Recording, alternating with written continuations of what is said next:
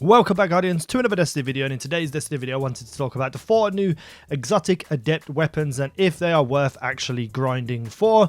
This is going to be based on PvE and PvP, and it's going to be a very short little review of each weapon all in one video. If you enjoy this type of content, hit that like button, subscribe if you're new around here for daily Age of Triumph content and future Destiny 2 news, tips, tricks and videos.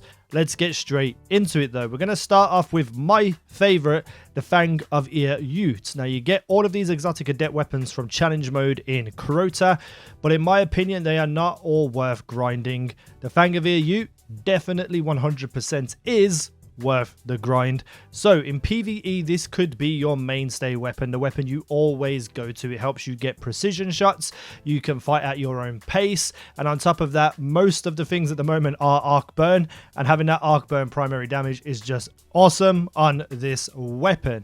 It is a scout rifle, obviously, so you can fight from range. Up close it's not as easy to battle, but in PvE it still is useful close range. I would usually run either a shotgun or a sidearm behind this weapon just in case things get in my face and I need to blast them away. But in PvE this weapon is absolutely awesome and you should definitely look into getting it. When it comes to PvP, not so much. While it's still a decent scout rifle, the meta of this game does not need you to be standing back firing from a range, even though you can do that with this weapon. I feel like most other scout rifles and on top of that pulse rifles will beat you to the punch. And then if anything gets close to you with a hand cannon, you have absolutely no chance of defending yourself unless you switch weapons. I'm talking about primarily just using this weapon and no other weapon alongside it. So if you want to fight at far range and then have a close range weapon and you're decent with scout rifles, this isn't a bad weapon to get at all, but there are definitely better weapons for PvP for long range out there. Let's move on to the Oversoul Edict, which is a pulse rifle, again with arc burn.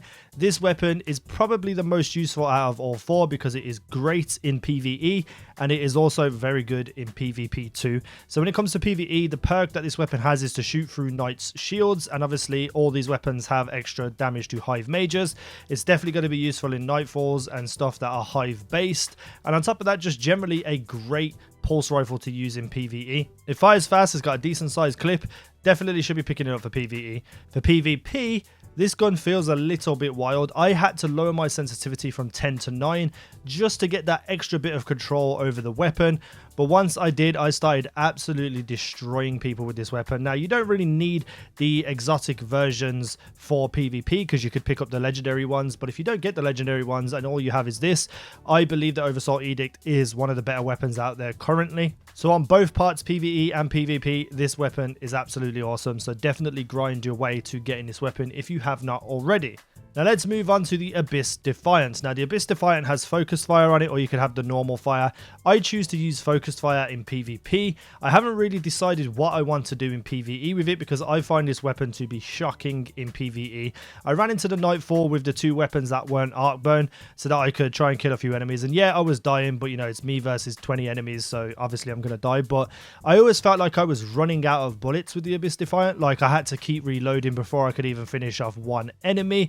And that was really frustrating. Now when it comes to the wizards, this perk on this weapon disorients wizards while you're shooting them, but I feel like especially with burns, you will kill these wizards faster than it can kick in to disorient them anyway. So for PvE, I feel like this weapon just is not worth grinding for, but for PvP with focused fire, I feel this gun is incredible. Now, there's definitely better weapons out there and you will get beat by other weapons, but I find this weapon to be consistently good, consistently stable, can get a decent amount of kills, and on top of anything, I find it to be incredibly fun. So I would definitely grind this weapon out to try and get it for PvP. I just absolutely had a blast using this, and it's probably the most fun I've had with a weapon in Crucible in about 2 months. So I'm absolutely loving it, and I'm going to be continue to use it over the next couple of days.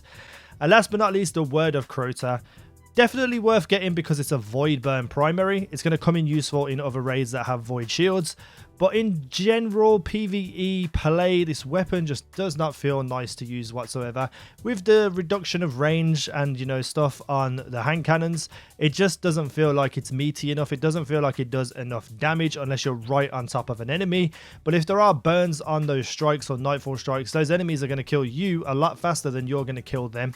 unless you have Void Burn only, then this weapon would be decent, but I could go without this weapon, and especially in PvP as well. It doesn't feel like it has that killer instinct. It doesn't feel like I'm going to win fights. I'm not confident going into a fight with another hand cannon, knowing that they have something like a palindrome that is just going to absolutely annihilate me, because this weapon just doesn't feel accurate in both PvE and PvP. I'll be aiming towards the upper chest head, and the bullets just won't hit, or will hit somewhere where I don't want them to hit.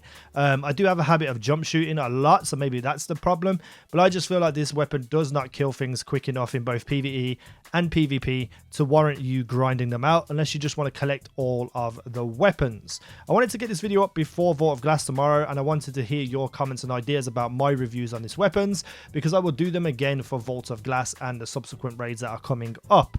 If I was going to choose 2 out of the 4 weapons to grind for, it would definitely be the Fang and the Oversoul Edict. I would pick up the Abyss Defiant for PvP, but in PvE it's not that great. And Word of Crota I could just dismiss and be like, yeah, whatever, I don't really want that weapon. So let me know if you got any of these weapons or all of these weapons.